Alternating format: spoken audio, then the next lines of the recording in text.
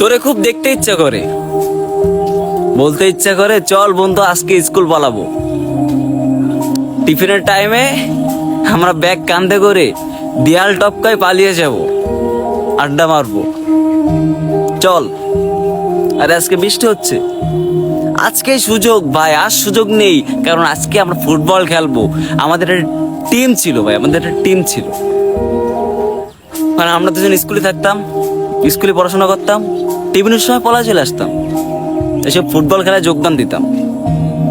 এমনই আমাদের বন্ধুত্ব এমনই ছিল ভাই, পলা বলি আমাদের বন্ধু শুধু ছিল স্কুল পালানো, বন্ধু বান্ধব আমাদের বেশি ছিল। কারণ এই যে পলানোটাই আমাদের কাছে মজা লাগতো।